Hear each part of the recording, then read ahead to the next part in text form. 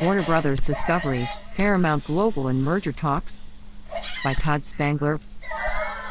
Warner Bros. Discovery and Paramount Global have held talks about a potential merger of the two media companies, Variety has confirmed. Warner Bros. Discovery CEO David Zaslav met with Paramount Global CEO Bob Bakish on Tuesday in New York to discuss a possible merger, sources said. Zaslav also has spoken to Shari Redstone, whose National Amusements Incorporated owns a controlling stake in Paramount Global, about a potential combination of the companies. Reps for Paramount Global and WBD declined to comment. Axios first reported the talks. Terms of a possible merger of the companies could not be learned. Both companies have enlisted bankers, but the status of the talks are described as very preliminary.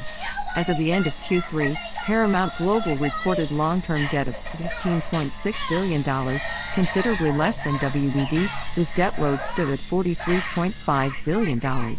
But in terms of market value, Warner Bros. Discovery is the bigger fish, with a market capitalization of $28.4 billion as of close of trading December 20th compared with $10.3 billion for Paramount Global. Warner Bros. Discovery and Paramount would be looking to pool their assets, which span TV, film, sports, and streaming, to gain greater scale and operational efficiencies. Specifically, WBD and Paramount would have an interest in combining their Max and Paramount Plus premium streaming services to better compete with the likes of Netflix and Disney's Disney Plus and Hulu. On the film side, Warner Bros. Discovery would acquire top-tier properties from Paramount Pictures, including such film franchises as Terminator, Transformers, Mission Impossible, Top Gun, A Quiet Place, Teenage Mutant Ninja Turtles, The Godfather, Paranormal Activity, Scream and Star Trek film franchises. The Warner Bros. Pictures stable includes the DC Extended Universe films, Harry Potter and Lord of the Rings movie franchises. A merged WBD Paramount Global would also be expected to combine their TV operations. Warner Bros. Discovery's cable lineup includes CNN, HBO, TNT, TBS, Discovery Channel, Cartoon Network, Food Network, HGTV, TLC, and others.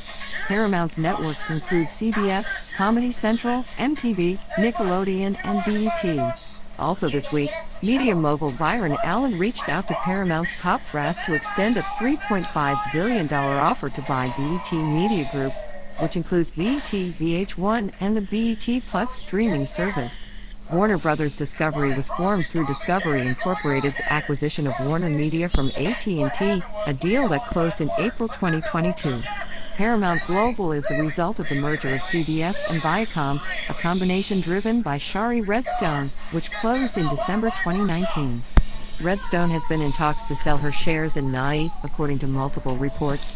Redstone discussed a sale of her NAI stake with Skydance Media CEO David Ellison, who has teamed with private equity firm Red Bird Capital, and she separately met with departing Activision Blizzard CEO Bobby Kotick about a possible deal, the Wall Street Journal reported.